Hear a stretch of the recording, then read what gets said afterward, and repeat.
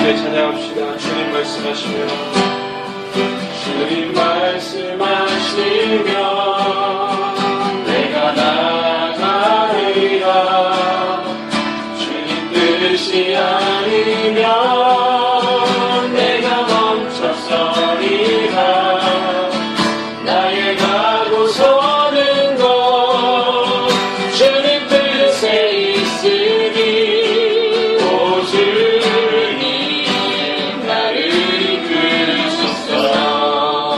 주님 말씀하시며 주님 말씀하시며 내가 나가리라. 주님 뜻이 아니면 내가 멈춰서리라.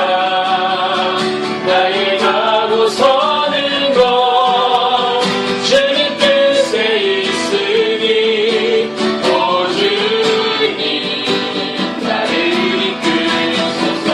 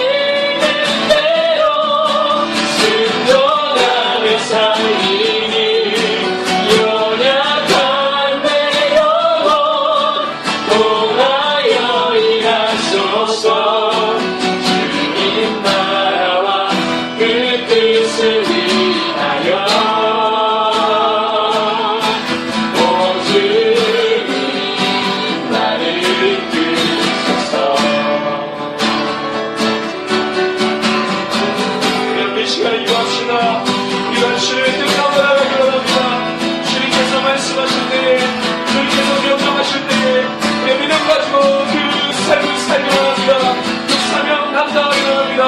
우리 가운데 기름 부어주시고 주님의 뜻을 쫓아가는 거룩한 주의 제자들이 되달라고 우리가 저런 마음으로 주의 이름으로 기도합시다. 주여 주의 뜻대로 나갑니다. 순서가 나갑니다. 주여 하나님 우리 가운데 기름 부어주시옵소서. 우리가 주의 뜻 가운데 나갑니다. 우리 가운데 명령하시고 우리 가운데 말씀하시고 우리 가운데 선포케 하신 주님 우리 가운데 답변을 주시옵소서. 우리가 참 주님의 뜻을 순종하며 하나님 우리 가게 하시는 것을 따라 믿음으로 서기 원합니다. 주여 하나님 지금 우리가 말씀하고 서기 원합니다. 주여 우리 가운데 말씀해 주십시오. 우리 가운데 세밀한 구성을 주시옵소서. 주여 우리 뜻 가진 가운데 선포해 주시옵소서. 우리의 모든 걸 지배하여 주시고 다스려 주시옵소서. 우리의 생각과 모든 삶과 머리와 끝까지 하나님 아버지 주님 거룩함으로 통치하시고 다스려 주시옵소서. 하나님 아버지 주여 하나님 신령한 마음을 주님 앞에 드립니다. 하나님 받으셔서 주의 영광 나타내 주시옵소서. 주님 뜻하신 곳에 뜻하신 그곳에 나를 기원합니다. 이끄시는 대로 순종하며 살리니 연약한 내 영혼 통하여 일하소서. 주님 나라와 그 뜻을 위하여 오 주님 나를 이끄소서. 오 주님 나를 이끄소서. 오 주님 나를 이끄소서.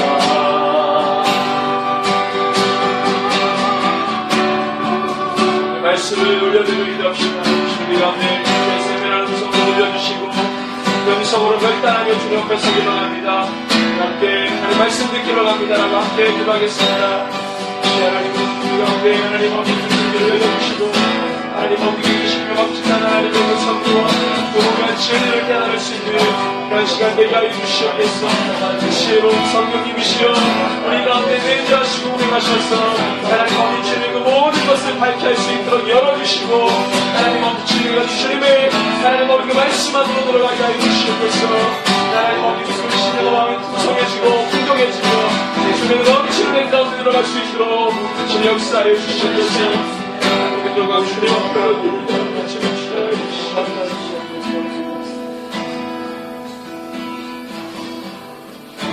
거룩하신 주님 감사합니다. 저희를 새기슬교회 형도로 모이게 하시니 감사합니다.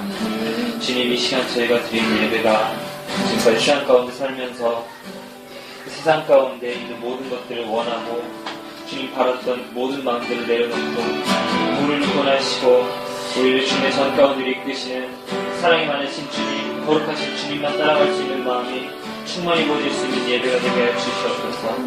주님 저희가 세상에 있는 자들과 같이 아니하고 오직 주님의 마음과 주님의 뜻을 구하며 말씀에 기록된 대로 주님의 나라와 주님의 일을 구함으로 주님의 뜻을 따라가기 원합니다. 주님 것이 비단 저희들의 순간순간이 아니고 주님 저희들의 모든 삶에 들어가기 원합니다. 저희들을 인도하시옵소서. 우리 기록된 말씀만 따라가게 하시고 주님 그 말씀대로 제 삶을 비추어 주님 보시기에 합당한 삶을 살게 하여 주시옵소서. 저희들의 모든 삶을 올려드립니다. 저희들의 순간순간의 예배를 주님께 올려드립니다. 모두 받으실 줄 믿으며 찬양받으시기 합당하신 거룩하신 예수님 이름으로 함께 기도했습니다. 아멘.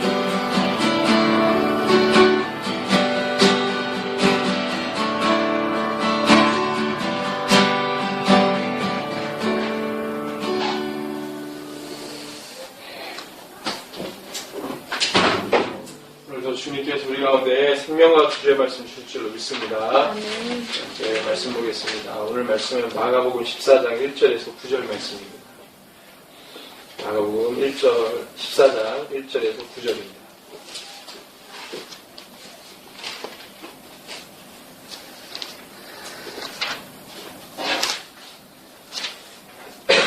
찾으셨으면 우리 한 절 한 절 교독합니다. 마지막 절은 같이 읽고요. 제가 먼저 읽습니다. 이틀이 지나면 유월절과 무교절이라 대제사장들과 승리가들이 예수를 흉계로 잡아 죽일 방도를 구하며 이르되 밀란이 날까 하노니 명절에는 하지 말자 하더라. 예수께서 베다니 나병 환자 시몬의 집에서 식사하실 때에 한 여자가 매우 값진 향유 곧 순전한 나드 한 옥합을 가지고 와서 그 옥합을 깨뜨려 예수의 머리에 부으시니 어떤 사람들이 화를 내어 서로 말하되 어찌하여 이 향유를 허비하는가. 이 향유를 300데나리온 이상에 팔아 가난한 자들에게 줄 수 있었겠도다 하며 그 여자를 책망하는지라. 예수께서 이르시되 가만두라. 너희가 어찌하여 그를 괴롭게 하느냐. 그가 내게 좋은 일을 하였느니라. 가난한 자들은 항상 너희와 함께 있으니 아무 때라도 원하는 대로 도울 수 있거니와 나는 너희와 항상 함께 있지 아니하리라. 그는 힘을 다하여 내 몸에 향유를 부어 내 장례를 미리 준비하였느니라. 같이 있습니다. 내가 진실로 너희에게 이르노니 온 천하에 어디서든지 복음이 전파되는 곳에는 이 여자가 행한 일도 말하여 그를 기억하리라 하시니라. 아멘. 예, 오늘 말씀의 맥잡기 31번째 시간인데 자, 오늘은 마가복음 14장의 내용 중에서 첫 번째, 두 번째 내용까지 보려고 합니다. 마가복음 14장의 내용이 굉장히 많은 내용들이 있거든요. 그래서 다 볼 수는 없고 몇 번에 걸쳐서 14장의 내용을 좀 보려고 합니다. 그래서 오늘은 첫 번째, 두 번째까지 오늘 읽은 데까지 말씀을 좀 보겠습니다. 제가 나눠드린 악보 뒷면에 보면은 제가 대조를 해서 표를 만들어가지고 이렇게 작성을 했어요. 그래서 여러분들 그걸 같이 보시면서 내용을 좀 보도록 하겠습니다. 일단은 이 마가복음 14장이 굉장히 이제 중요한데 왜 그러냐면 14장 내용이 있고 난 다음에 바로 15장에서 예수님 십자가에 달려 죽으시거든요. 그래서 이 죽으시기까지의 굉장히 긴박한 전개가 14장에 몰아서 있습니다. 그래서 14장을 또 잘 이해하는 것이 중요하고요. 그리고 특별히 마가복음 전체 중에서 십자가 사건을 직접적으로 예수님 고백한 거 빼고 직접적으로 나타낸 사건이 14장에 나옵니다. 그래서 14장이 그래서 중요하고요. 그래서 내용을 좀 같이 보도록 하겠습니다. 먼저 14장 1절에서 2절을 보면 이렇게 이제 나오죠. 이틀이 지나면 유월절과 무교절이라 대제사장들과 서기관들이 예수를 흉계로 잡아 죽일 방도를 구하며 이르되 밀란이 날까 하노니 명절에는 하지 말자 하더라. 이렇게 두 구절이 나와 있어요. 이 두 구절 요 부분을 이 사복음서가 동일하게 얘기를 하는데 요한복음 조금 달라요. 제가 칸을 비워뒀거든요. 같은 이 내용이 똑같진 않아요. 그렇지만 전개되는 흐름이 비슷하기 때문에 요한복음도 여기 끼어있거든요. 근데 이제 여러분들이 마테마가 누가는 이제 비슷하니까 요한복음 11장 45절에서 53절을 집에 가서 읽어보세요. 그래서 어떻게 다른지. 자, 먼저 이 부분에 관련해서 마태복음 기록을 좀 보겠습니다. 26장 1절에서 5절에 보면은 1절에서 2절에 이렇게 나오죠.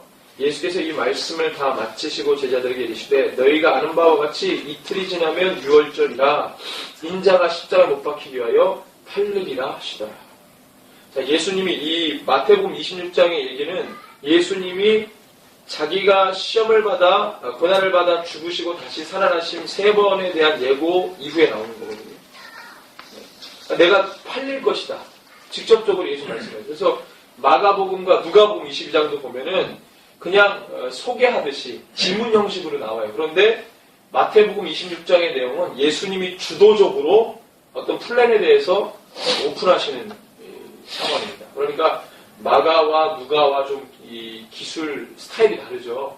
마태는 예수님이 직접 고백하고요. 마가와 누가는 그렇지 않아요. 그래서 이것이 중요한 것은 뭐냐면 마태복음에서는 예수님이 그 어떤 이 여러 가지 고난의 십자가의 어떤 플랜이라고 합시다. 십자가의 플랜을 예수님이 주도적으로 자기 고백을 하시면서 친히 오픈하시면서 고백을 하시면서 그것을 이끌어 가심을 나타내려고 합니다. 우리는 이 마가복음과 누가복음 같은 경우는요, 이 관찰자 입장에서 보는 거예요. 그래서 이 상황을 지문 형식으로 이렇게 기록을 했습니다. 내용은 비슷합니다. 그렇지만 예수님이 직접 말했냐, 그 다음에 상황을 누가 이야기해 줬냐, 뭐 이런 게 좀 다르죠. 우리가 좀 묵상을 할 때는 마태복음 26장의 말씀이 더 와닿을 수 있어요. 예수님이 직접 고백했기 때문에 내가 유월절이라 인자가 십자가에 못 박히게 하여 팔릴 것이다.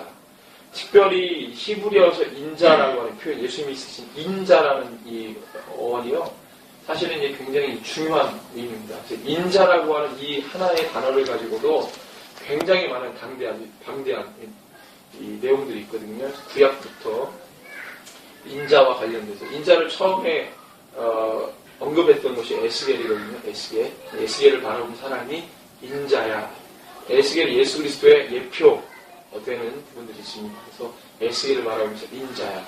그것이 이제 인자라고 하는 이 단어를 통해서 이 구약과 신약을 우리가 또 이렇게 꿰뚫어 볼 수 있는데, 나중에 시간이 되면 그 부분도 좀 이야기를 했으면 좋겠어요. 굉장히 중요하거든요. 하여튼 예수님이 인자가 십자가에 못 박히기 위해서 팔릴 것이다. 어떻게 그들에게 체포당하고 어떻게 될 것이라는 것을 아주 구체적으로 얘기를 하는 거예요. 사실 제자들은 모르잖아요. 앞으로 어떻게 될지. 그런데 이때 당시만 해도 제자들은 예수님이 죽으실 거라는 것에 대해서 전혀 감을 못 잡고 있었어요. 예수님이 팔려? 예수님이 죽어? 예수님이 지금 엄청난 일을 하셔야 되는데 왜 예수님이 죽어야 돼? 왜 팔려? 왜 종교 지도자들에게 고난받아? 이해할 수 없죠. 그런데 전혀 그런 이 부분에 있어서 뭘 이례적인 상황에서 제자들이 예수 믿게 고백합니다. 그 다음에 이제 3절, 4절, 5절에 보면 그때 대제사장들과 백성의 장로들이 가야바라는 대제사장의 관정에 모여서 예수를 흉계를 잡아 죽이려고 의논합니다. 이거 이제 이 종교 지도자들의 음모죠. 근데 5절에 보니까 말하기를 밀란이 날까 하노니 명절에는 하지 말자 이렇게 말합니다. 여기서 명절은 뭐가 있어요? 어떤 절기를 말합니까? 6월절이거든요. 자, 6월절. 여러분 우리가 숱하게 얘기했는데 예수님이 왜 6월절을 죽으셨나? 의미가 있죠. 너무나도 잘 알고 있습니다. 구약에 영적으로 연결되는 6월절 절기에 굉장히 중요해요. 이 절기가 굉장히 중요해요. 성령님은 어느 절기 때 오셨습니까? 오순절 절기 때 오셨어요. 그 다음에 초막절을 언급한 게 요한문서인데, 요한복음 보면 예수님이 초막절 때 여행하는 게 나와요. 그 초막절이 왜 중요해요? 초막절은 뭡니까? 장막절이거든요. 그죠? 그래서 6월절, 장막절, 초막절, 그 다음에 오순절, 이거 굉장히 중요합니다. 그래서 이 절기들에 따라서 예수님이 뭔가를 하셨어요. 6월절날 죽으셨고, 초막절날 예수님이 사역, 여행을 하셨고, 그 다음에 뭐예요? 오순절날 성령이 오셨어요. 이게 굉장히 중요합니다. 이 부분도 이제 나중에 또 우리가 했지만 또 한번 했으면 좋겠고요. 근데 이 마가복음도 동일하게 기록합니다. 1절과 2절에 보면은 이틀이 지나면 6월절과 무교절이라 대제사장들과 서기관들이 예수를 흉계를 잡아 죽일 방도를 구하며 이들의 밀란이 날까 하는 명령하지 말자. 자, 근데 왜 밀란에 대해서 염려를 했을까요? 종교지도자들이. 왜 밀란이는 왜 그 절기에는 하지 말자. 왜 밀란이 일어날까 염려했어요. 왜 그랬을까요? 여기에는 지금 모호하게 나타나 있는데 누가복음에 보면 정확하게 나옵니다. 누가복음 22장 1절 2절을 보면은 6월절이라는 무교절이 다가오매 대제사장들과 6월절과 무교절은 똑같은 말입니다. 여러분들 아시죠? 예수를 무슨 방도로 죽일까 궁리하니 이는 뭐라고 말합니까? 누가는 그들이 백성을 두려워함이더라 이렇게 말해요. 백성을 두려워하는 거예요. 여기서 알려주고 싶은 건 뭐냐면 이 종교 지도자들의 입지가 누구에 의해서 좌우될 수 있다는 거예요. 백성들에 의해서 좌우될 수 있다는 거예요. 사람에 의해서 좌우될 수 있다는 거예요. 내가 이때 나의 입지가 그들을 두려워합니다. 만약에 그들의 입지가 하나님께 뿌리바가 있다면 그럴 이유가 없죠. 그런데 지금 이 종교 지도자들의 입지는 그들의 어떤 이 사회적인 명분이라든가 권세라든가 이런 부분들이 어디에 뿌리를 박아 있는 게 하나님께 있는 게 아니라 백성들, 대중 그들에 의해서 유효한 거예요. 그러니까 그들의 어떤 이 소요에 대해서 밀란에 대해서 굉장히 두려워합니다. 종교 지도자들. 하나님을 섬기지 않는 거죠. 어떻게 보면 하나님을 섬기는 이 지도자들이 아니에요. 사람을 두려워합니다. 그래서 이 부분에 대해서 그렇게 이야기를 했고요. 그 다음에 이제 베다니 사건이 나오는데 이 베다니 사건이 굉장히 중요하죠. 왜 그렇습니까? 예수 그리스도의 십자가 사건을 직접적으로 표현한 사건입니다. 직접적으로 표현한다고 합니다. 대목으로. 그래서 여기에서는 두 가지가 충돌하는데 무엇과 무엇이 충돌하냐면 복음을 아는 자와 복음을 모르는 자의 충돌입니다. 여기서 복음을 모르는 자는 누구에 해당되겠습니까? 흐름상 예수님의 제자들, 종교 지도자들 이런 사람들. 그 다음에 예수님이 여기 이제 상황으로 나오면은 배단이 나병 환자 시몬의 집에 계셔서 이제 식사를 하실 때 그 대화 속에서 한편에서 이렇게 관객식으로 와가지고 슬며시 듣고 보는 사람들. 이런 사람 다 뭐예요? 복음을 모르는 사람입니다. 뭘 이해? 십자가에 전혀 이해가 없는 사람. 예수님의 사역에 대해서 이해가 없는 사람. 예수님 제자들 얼마나 많았어요? 그죠? 굉장히 많았습니다. 그 중에서 12명 세웠는데 따라다니는 제자가 너무 많았어요. 무리들이 많았습니다. 예수님이 가는 곳마다 따라다녀요. 그래서 신학자들은 이것을 뭐라고 이렇게 이 상황을 얘기했냐면 한 집에서 예수님 누가복음에 보면은 바리새인 집에 들어가서 식사를 한 기사가 3번인가 나와요. 거기에 보면은 상황이 어떻게 되어 있냐면 예수님이 누군가 식사를 하실 때는 그 집이 유대 집이요. 지금 우리 이런 이 집하고 다릅니다. 이렇게 굉장히 허술해요 집이. 그래가지고 어디서 유명한 사람이 와가지고 그 집에 거하면 많은 동네 사람들이 와가지고 기웃기웃거리면서 들어가기도 하고 밖에서 보기도 하고 다 그 소리도 듣고 대화에 참여합니다. 그러니까 그 정도로 오픈되어 있는 상황에서 예수님이 대화를 하는 거예요. 그리고 거기에는 예수님의 이 대화 메시지 가운데 깊이 들어오는 사람이 있는가 하면 그렇지 않은 사람이 있어요. 상황들이 이렇게 전개가 돼요. 그래서 보면은 복음을 이해하지 못하는 사람의 부류와 복음을 이해한 사람의 부류의 어떤 행동과 태도에 대해서 충돌합니다. 그래서 복음을 이해하고 그것에 대해서 옳게 반응한 사람이 딱 한 사람 나옵니다. 이 상황에서. 그래서 여기 보면은 향유를 부은 여인. 여인의 정체에 대해서도 3가지 복음서가 이야기를 하고 있는데 차이점과 동일한 점들이 뭐가 있는지 좀 볼 거예요. 그래서 보면은 이 충돌, 복음을 아는 자와 모르는 자의 충돌. 여러분들 복음을 아는 분들입니까? 모르는 분들입니까? 여러분들 오늘 우리가 이 말씀을 보면서 나는 어디에 속한 사람인가? 복음을 아는 사람인가? 이 복음을 아는 사람, 그러면 그 복음을 아는 사람은 그 태도가 나옵니다. 복음을 모르는 사람은 자연스럽게 그 태도를 갖고 있어요. 복음을 모르는 태도를. 근데 복음을 모르는 사람들이 예수님의 최측근이요. 하나님을 잘 안다고 말하는 종교 지도자요. 예수님을 항상 먼발치에서라도 따라다녔던 무리들이었습니다. 그런데 그렇지 못한 누가복음에 기록된 이 기사로 한다면 죄 많은 여인, 창녀가 바리새인하고 식사하고 있는데 와가지고 예수님 발에다가 향유를 붓잖아요. 그 기사가 있고 누가복음에 그 기사가 있고 그 다음에 오늘 이 베다니 사건은 마태, 마가, 요한 3복음서에 나옵니다. 누가는 달라요 상황이. 그러니까 복음을 아는 자와 모르는 자의 태도, 그 모습, 상황, 움직임, 결단. 복음을 모르는 사람은 뭐에 신경이 쓰이고 뭐에 관심이 있고 뭐에 집중하고 복음을 아는 사람은 뭐에 집중하는지 그게 지금 2가지 양상으로 보여지는 거예요. 근데 복음을 모르는 사람은 제가 말씀드렸지만 예수님의 최측근 하나님을 안다고 했던 종교신 예수님을 먼발치에서라도 따라다녔던 예수님의 무리들. 그렇지만 복음을 아는 자의 행동은 복음을 아는 자의 모습은 주님을 따라갈 수 없었던 사람. 먼발치에서라도 가고 싶었지만 그렇지 못했던 사람. 그렇지만 오늘 이 베다니 사건을 통해서 우리가 정말로 복음을 아는 자의 모습이 어떻게 나오는지 우리가 좀 먼저 볼 수 있습니다. 우리가 함께 또 이 말씀을 깊이 보면서 결단하는 시간이 됐으면 좋겠는데요. 자, 내용을 좀 깊이 보면은 일단은 마가복음을 봅시다. 마가복음 14장 3절에서 9절이죠. 자, 예수께서 베다니 3절에 나병 환자 시몬의 집입니다. 누구라고요? 나병 환자예요. 나병 환자면 유대인이 함께 할 수 있습니까? 없습니까? 죄인이라고 취급받았기 때문에 할 수 없고요. 그 다음에 특별히 나병이나 이런 이 병들은요, 하나님의 저주를 받았다고 해서 함께 할 수 없습니다. 식사는 무슨 일? 죄인이나 더럽다고 취급받았기 때문에 그럴 수 없는데, 여기에서는 지금 예수님이 베다니에 사는 나병 환자 시몬의 집에서 식사를 하고 계시는 상황이 마태에도 그렇게 기록을 했어요. 그런데 이제 요한은 좀 다르죠. 요한복음은. 어쨌든 간에 베다니에 사는 나병 환자 시몬의 집에서 식사하십니다. 그런데 한 여자가 매우 값진 향유, 곧 순전한 나드 한 옥합을 가지고 와서 그 옥합을 깨트려 예수의 머리에 붓습니다. 식사를 하고 있는 중에 한 여자가 와가지고 옥합을, 굉장히 비싼 옥합을 깨트려서 예수님의 어디에다가 부어요? 머리에다가 부어요. 마태복음은 상황이 더 재밌어요. 7절에 보니까 한 여자가 매우 귀한 향유 옥합을 가지고 나와서 뭐 하는 중에? 식사하시는데 머리에다 부어버려요. 식사하는데, 교제하고 있는데. 이게 생뚱맞은 상황이에요.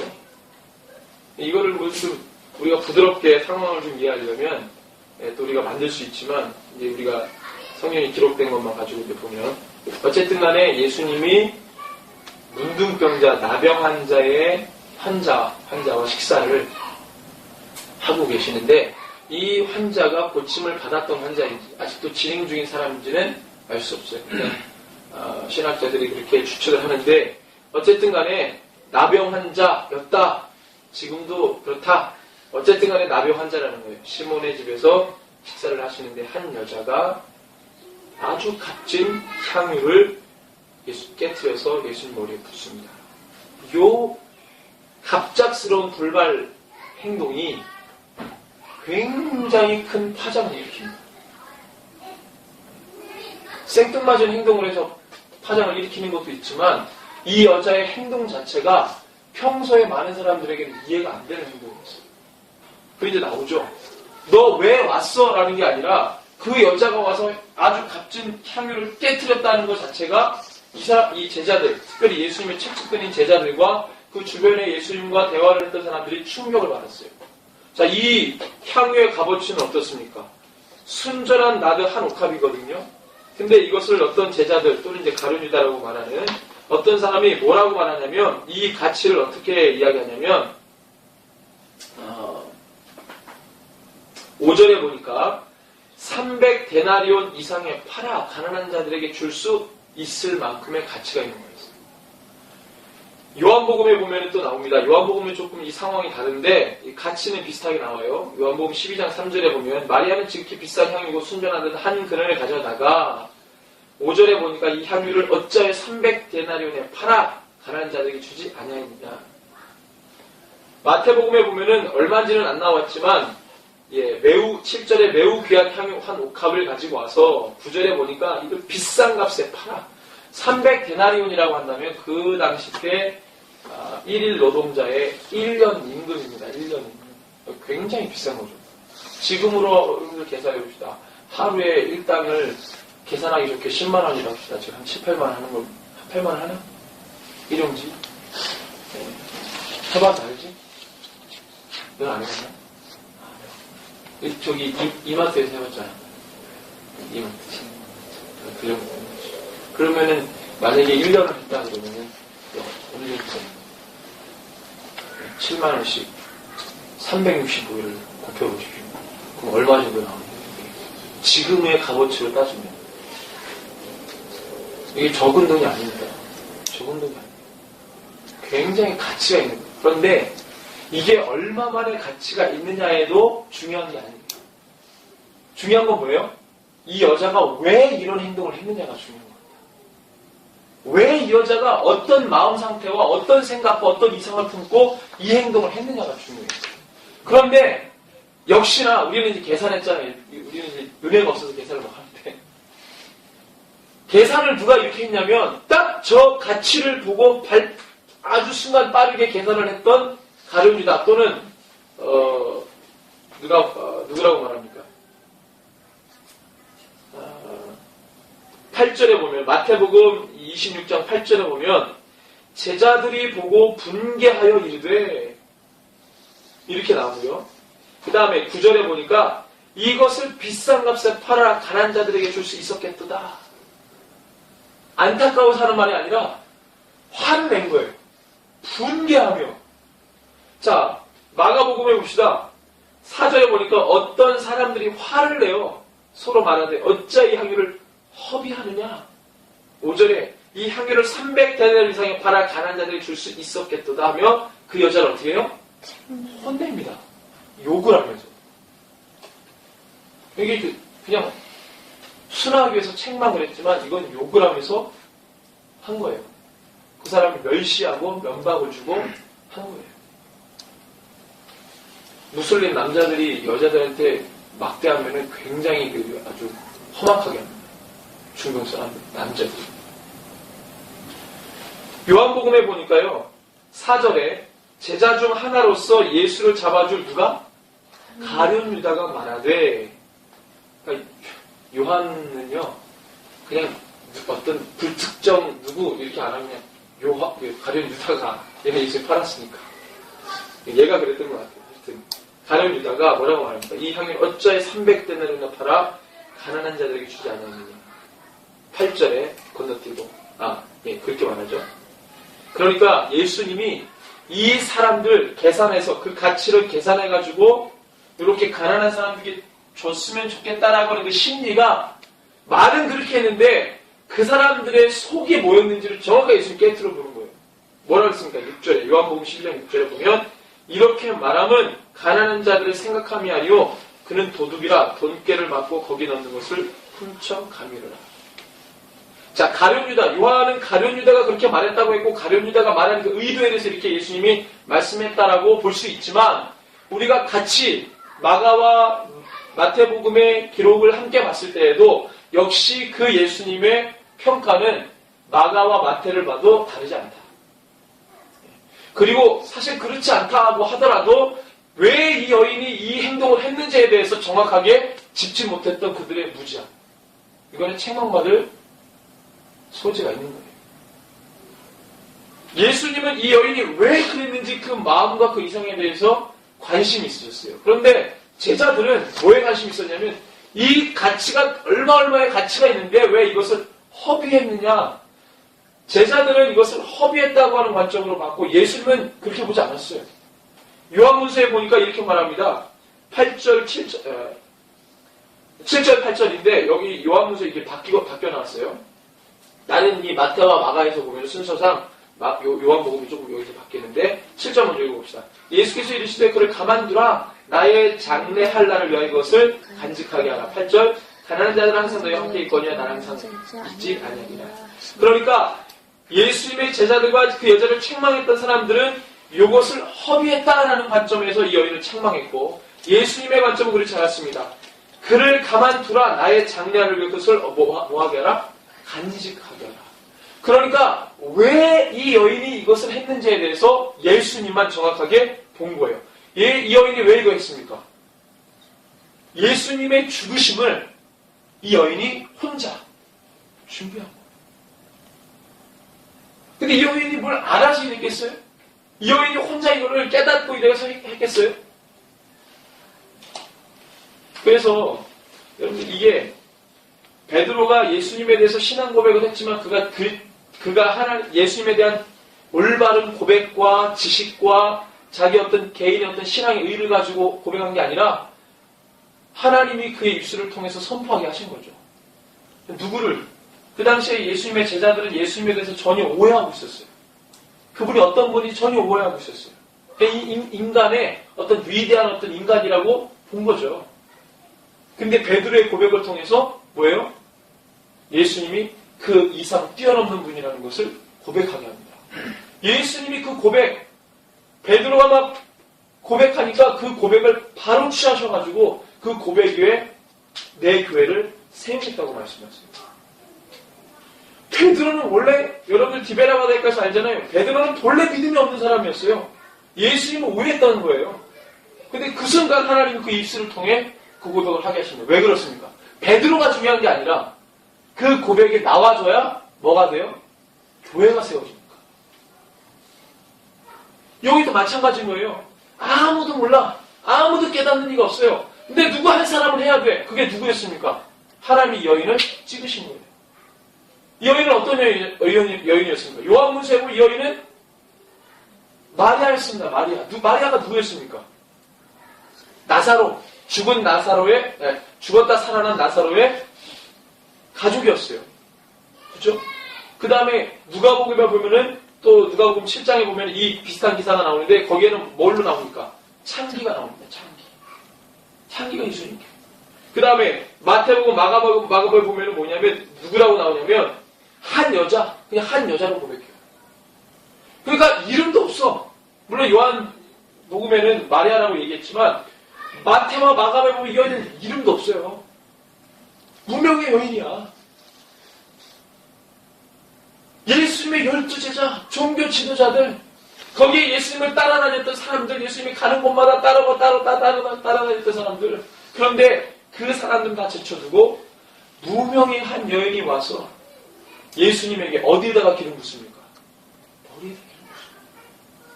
예수님은, 이 여인은 예수님을 뭐라고 이해한 거예요? 나의 왕. 유대에서는 왕에게 어떻게 합니까? 대관식 하기 전에 기름 붓습니다. 기름 부어요. 하나님의 종에 의해서 기름 붓게 만듭니다. 머리에다. 여기서는 선지자가 기름 붓지 않았죠. 하나님 어떤 무명의 여인을 통해 예수님의 죽으실 것을 이 사건을 통해 보여주십니다.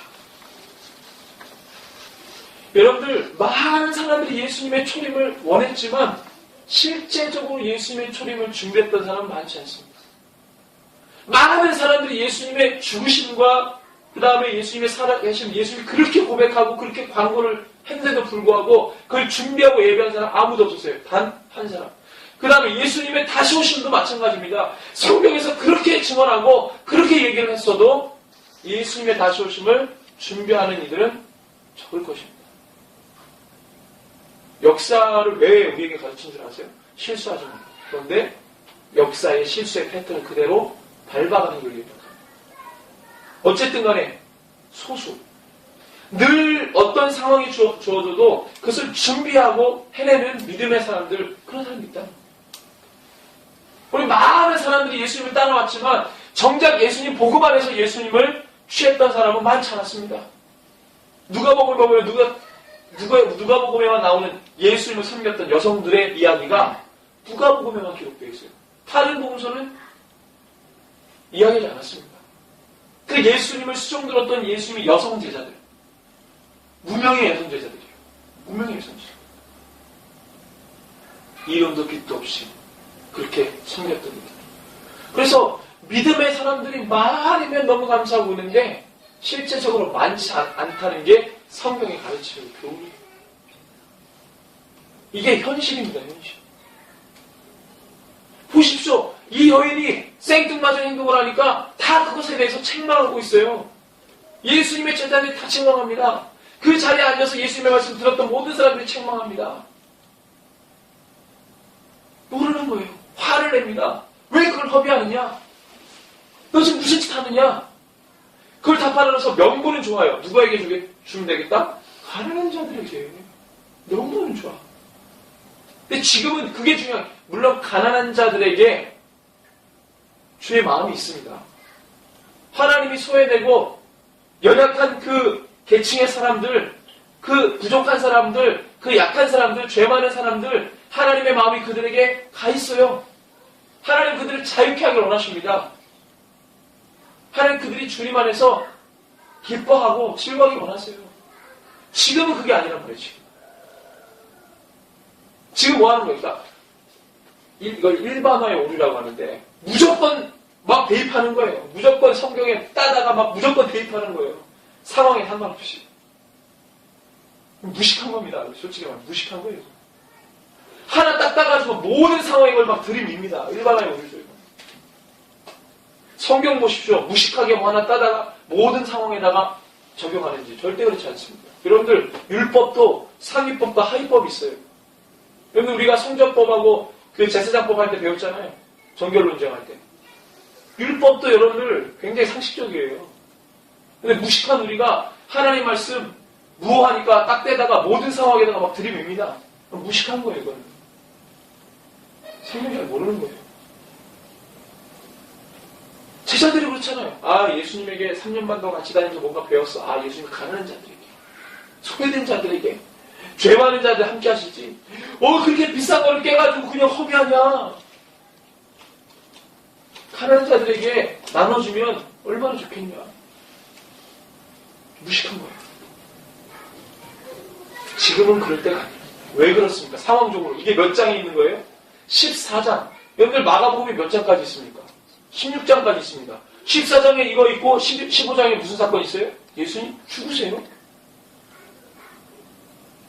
상황이 희희낙낙거리고 잔치거리고 봉사하고 섬기고 가난한 자를 찾아 지금 이런 상황, 지금 어떤 상황이 중요합니까? 예수님 십자가에 달리시는데 지금 모든 것이 집중되어 있어요. 그것을 너희들이 준비를 하고 있느냐? 너희들이 그것을 의식하고 있느냐? 예수님의 십자가에 죽으심을 의식하느냐? 그것을 마음으로 준비하고 있느냐? 그걸 정말 믿고 있느냐? 예수님이 죽으실 뿐 아니라 살아나실 건데 그 죽으심을 믿지 않는데 살아나심을 믿겠어요? 중요한 처음은 죽으심을 먼저 믿어야 되는데 그것조차도 준비하지 않는 예수의 제자. 믿으면 안 되죠.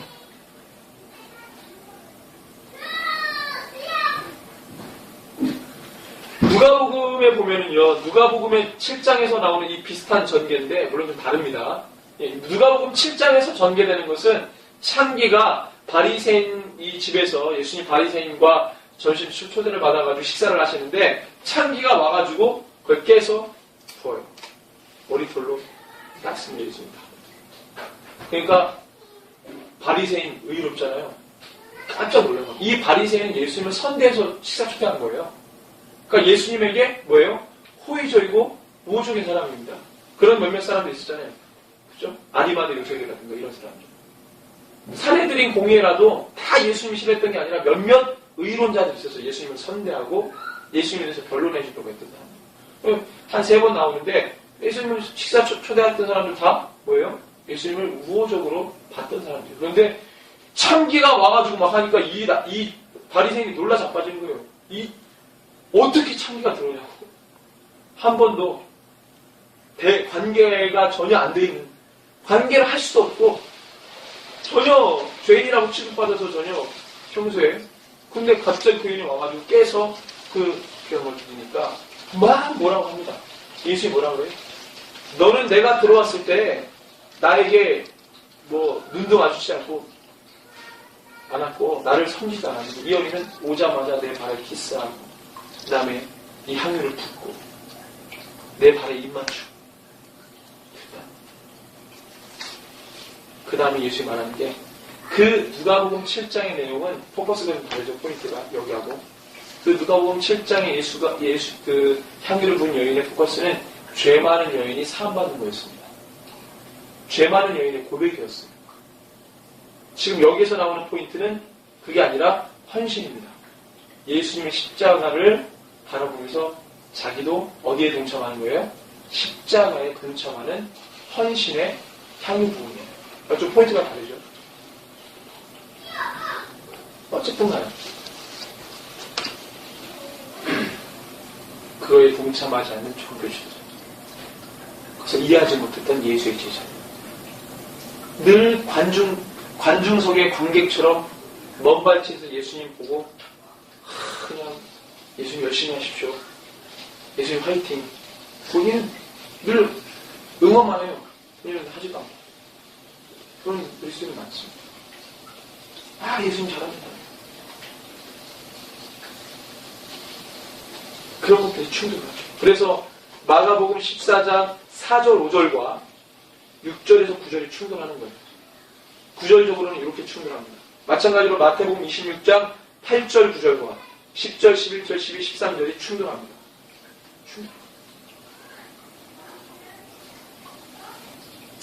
자, 예수님이 하신 말씀 가운데 이런 말씀 있죠. 마가복음 14장, 오늘 본문입니다. 14장 7절, 6절부터 읽어볼게요. 예수께서 이르시되 가만두라. 괴롭히니까 너희가 어찌하여 그를 괴롭게 하느냐. 이 여인은 아주 너무 몹시 괴롭혔나. 이 일. 그가 내게 좋은 일을 하였다. 가난한 자들은 항상 너희와 함께 있지만 아무 때라도 원하는 대로 도울 수 있지만 나는 너희와 항상 함께 있지 않는다. 이 말을 또 오해하시면 안 됩니다. 주님 우리와 영원토록 함께 하십니다. 이 말은 뭐예요? 내가 곧 죽을 거라는 거예요. 시점, 타이밍이 중요해요. 지금 어떤 상황이냐, 어떤 정서냐, 어떤 상황이냐? 신앙생활을. 이걸 교인들이 안 하니까 세상 사람들이 교인들 보고 뭐라 그러냐면 몰상식하다 그러는 거예요. 상식이 없다. 그래서 여러분들 저는 이제 이런 거를 좀 나누고 싶은데 근본주의자가 되면 절대로 안 됩니다. 근본주의자. 근본주의자들은 모든 상황에 무조건 이런 것들을 끼워 맞추는 거예요. 들이다 미는 거예요. 이건 근본주의자입니다. 근본주의자 경계하셔요. 교회 안에 그런 사람들 많습니다. 옛날에는 VP라는데 장로님들이나 학령직들이 뭐 좀 이렇게 바꾸려고 그러면 그건 죽어도 안 됩니다. 옛날에 제가 피아노 옮기는 거 싫어합니다. 싫어. 한 달에 1cm씩 인가 1년씩 전혀 몰라요. 조금씩 올리게 돼. 장로님 전혀 몰라요. 그런 근본주의자. 아무 때나 어느 상황에든지 껴다 맞추는 근본주의자. 교회 안에 엄청 많습니다.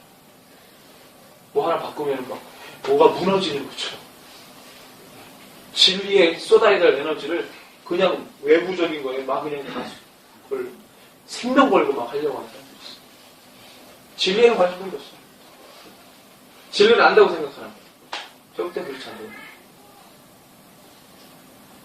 진리를 잘 모르니까 이 외부의 것들 신경이 많은 거예요.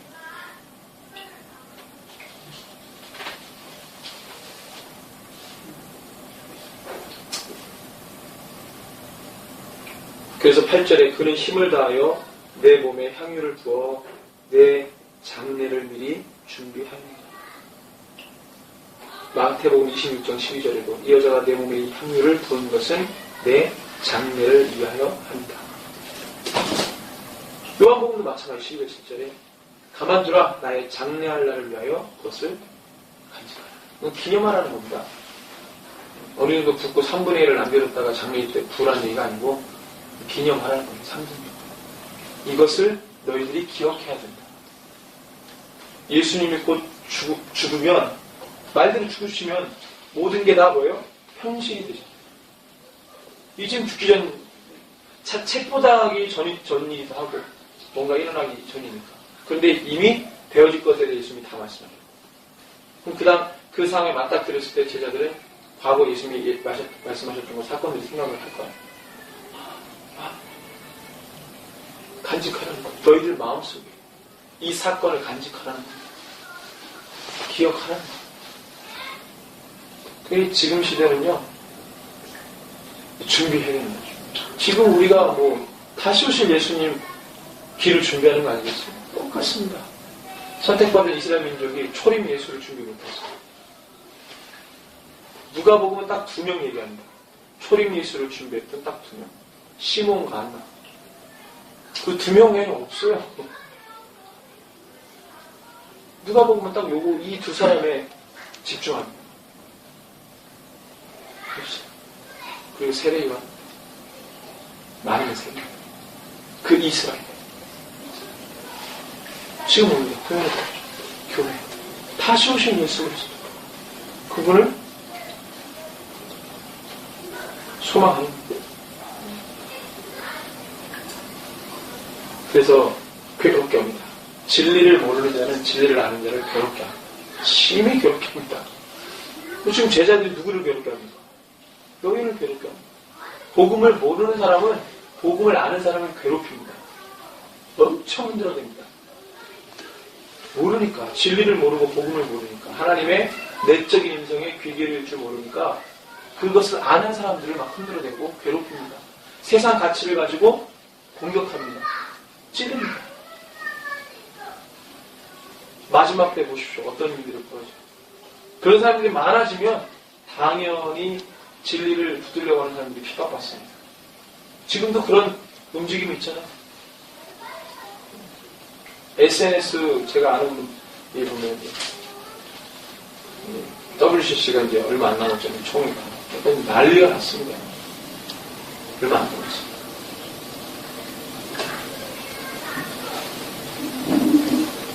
그런 것들이 있습니다. 그래서 항상 그렇습니다. 성경은요, 간단하게 말하면 우리가 저번 주일날도 얘기했지만 믿음의 역사와 죄악의 역사, 이것이 항상 긴장감을 가지고 갑니다. 물론 이원론은 아니에요. 그렇게 세계를 바라보는 건 아닙니다. 그런데 죄악의 역사가 분명히 있다는 것을 이야기하는 겁니다. 그렇죠? 분명히 있어요. 모든 상황이 이원론이다 이렇게 말하면 그렇게 대답하는 사람들 아주 유심히 봐야 돼요. 죄악된 세상, 그 죄악의 역사, 이런 말에 대해서 괜히 경기 일으키는 사람이 있어요. 괜히 영적으로 이상한 거예요. 영적으로. 몇몇 있습니다. 은근히 또 아닌 거에 대해서 말하면 불필요한 반박하는 사람. 아닌 거에 대해서 얘기하는데 불필요하게 반박해요. 영적으로 이상한 거예요. 진리를 지금은 뭐예요? 마지막 미혹의 시대니까 뭘 자꾸 얘기해야 됩니까? 진리를 말하고 아닌 거에 대해서 자꾸 찔러줘야 돼요. 그 진리 아니잖아. 그건 아니잖아. 그거 맞지 않잖아. 그건 흑이잖아. 어둠이잖아. 자꾸 찔르는 거예요. 근데 감각이 없는 거예요. 복음을 모르고 진리를 모르는 사람은 감각이 없어요. 아무리 찔러도 그냥 세상의 가치로 상대적 논리로 대합니다. 굉장히 위험한 거예요. 마지막 때 무너지는, 어디서 무너지면 이 생각이 빼앗기면 무너지는 거죠. 내가, 내 생각이 하나님의 진리 가운데 붙들어 있느냐, 아니면 상대적 가치에 노출되어 있느냐, 그러면 진리를 말해도 상대적으로 대합니다. 절대적으로 안 돼요. 그런 사고를 갖고 있는 사람이 모든 사고를 그렇게 봅니다. 그러니까 WCC에 목매가지고 하는 목사들 얘기하는 거 보면 다 그 논리예요. 다 그 논리예요. 진리를 붙들고 있는 사람이 절대적 가치를 가지고 세상 만물을 조명하고 봐야 되는데, 이 사람들은 진리를 붙들었다라고 하는데 어떤 분석을 하고 어떤 이야기를 할 때는 상대적 가치 논리를 얘기하는 거예요. 당신 말도 맞고 그것도 맞고 이것도 맞고 분명히 아닌데, 그러니까 WCC에 타서 목명이 있는 거예요.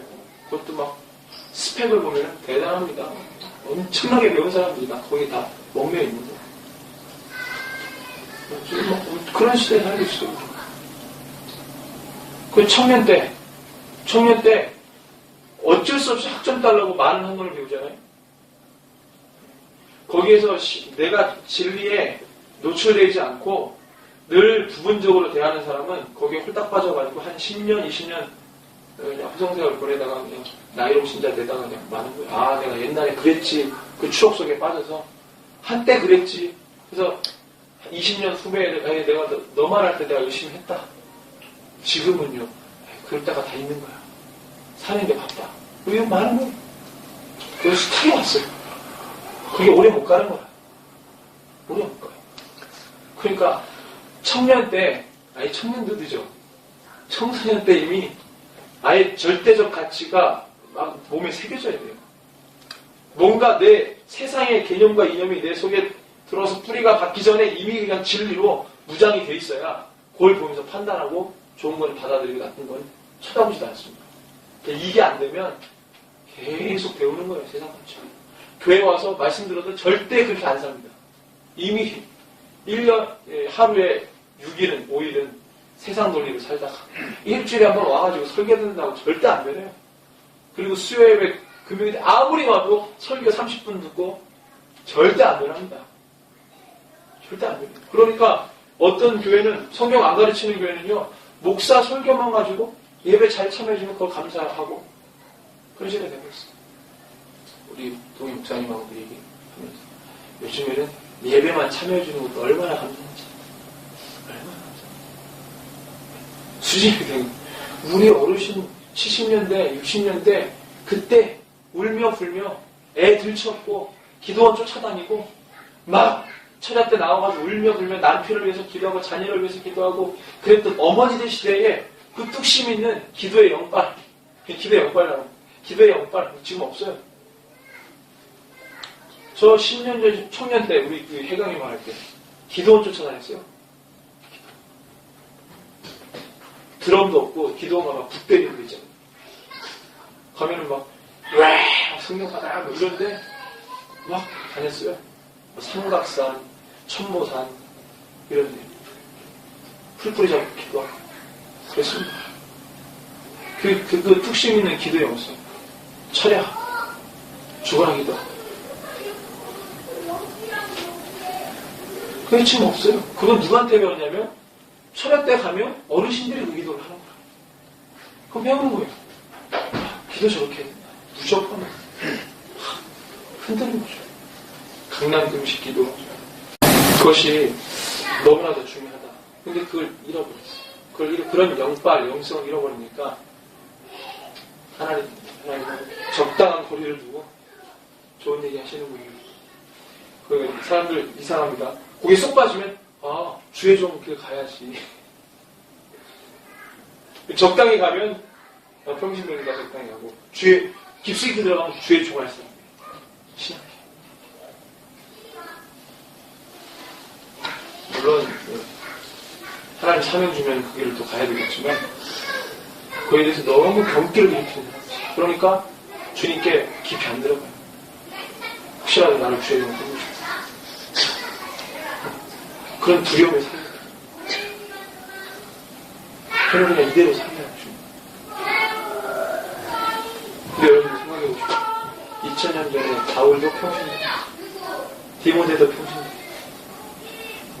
루이스레 아울라도 평신도, 누가도 평신도, 다 평신도였어요. 제자들, 사도들, 엄밀히 말하면 평신도입니다. 너 신학교 갔습니까? 안 갔습니다. 감독이라고 하는 직제가 나오기 시작한 주후 1세기 이후 150년, 주 150년에서 200년 이때야 비로소 지금 말하는 목사직과 감독직이 나왔지 그 이전에 했던 사람 다 평신도라. 다 평신도예요. 그 평신도가 성령 받고 불같이 교회 세우고 죄 사명 감당한 겁니다. 제가 바주에서 사역할 때 정말 좋은 집사님 한 분 만났어요. 그분은 중고등부할 때 같이 부장으로 하셨는데, 부감으로 하셨는데, 거의 기도를, 이분이 이제 직장 생활 하시는데, 코피를 쏟아가면서 사역하셨어요. 너무 안쓰러워요. 오히려 제가 집에 가서 쉬시라고. 자꾸 교회 나오면 남편이 싫어한다. 남편도 기도원에서 일하세요. 집에 잘 안 들어요. 기도원에서 일하시니까 집에 잘 안 들어요. 코피를 쏟아가며 주의를 하고 직장을 가요. 기도를 하루에 몇 시간씩 해요.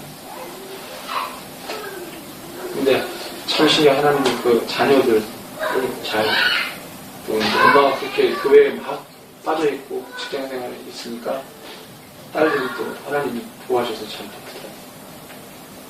하나님 책임지십니다. 그런 분들 보면 초대교회의 영성이 많이 시작해요. 초대교회 영성. 그게 없어서 실종됐어요. 실종됐어요. 우리가 이런 말씀을 깊이 배우는 이유는 뭡니까? 2000년 전에 예수님께 믿음으로 나왔던 이 사람들의 모습을, 이 사람들이 나중에 어떤 사람입니까? 초대교회에 엄청난 영향력을 이뤄냅니다. 예수님 공생의 사역 때 예수님 인격적으로 만나는 사람들이 초대교회 때 엄청난 사역을 합니다. 이 사람들 다 성령 받았잖아요. 오순절 성령 다 받은 사람들이죠. 여성이 예수님의 여성 제자 다 성령 받고 초대교회 엄청난 사역을 했던 그 영성이죠. 지금의 시점이었어요. 그냥 친밀로 교회 나와, 관계로 교회 나와, 안 나오고 하잖아.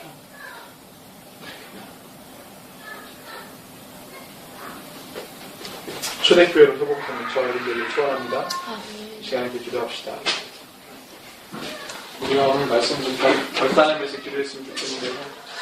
정말 우리가 다시 회복하기를 원합니다. 초대교회 영성을 회복하고 사명을 회복하면 주의 사람들을 되게 해주십시오. 주님, 우리가 너무나도 연약합니다. 우리 가운데 기름 부어주시고 기도의 영성 세워주시고 주님만을 그 십자가의 길을 따라가는 그 무명의 여인들, 하나님 그 십자가에 동참하기를 원했던 그 죄받은 여인들, 하나님 예수 그리스도 그 십자가를 기만하지 않고 직시하면서 그 일원이 되겠다고 결단했던 주의 이름 모를 제자들, 주님, 하나님 우리가 유명한 사람이 되려고 하는 것이 아니라 그저 주님의 제자가 되기를 원하는 것입니다. 하나님 우리 가운데 기름 부어주시옵소서. 우리 가운데 다시 한번 사명을 불태우게 하시고, 하나님 아버지 주님 다시 오실 예수 그리스도 이 땅의 비옥 가운데 하나님 아버지 죄악이 허무하고 사랑이 식어지는 가운데 하나님 아버지 그의 영성이 끊어져가는 이 시대 가운데 우리가 더욱더 힘을 내어 주님을 더욱더 사랑하는 자가 되기 원합니다.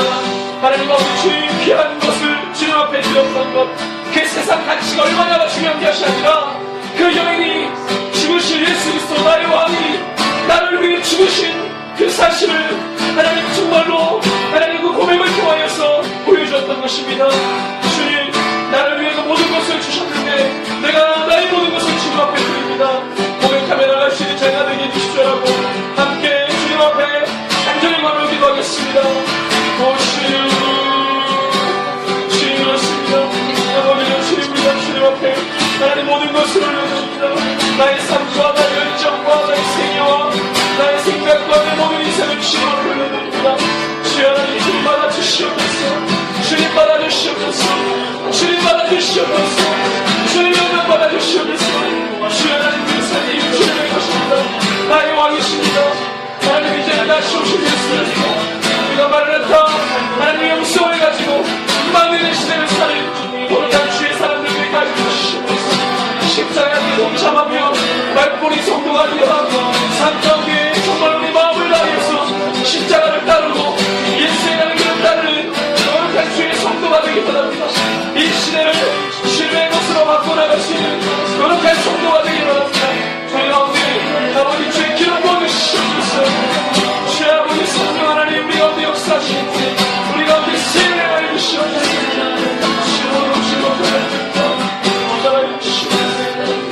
주님을 따라 못하지 복음을 따라 못하는 주님 아버지는 주님 천일이 입술로는 나를 공경한다고 하시고 그 마음은 내게 성을 다하고 말씀하셨던 주님 우리의 입술도 우리의 마음도 우리의 삶도 우리의 생애도 주님을 사모하고 경외하며 경배합니다. 주님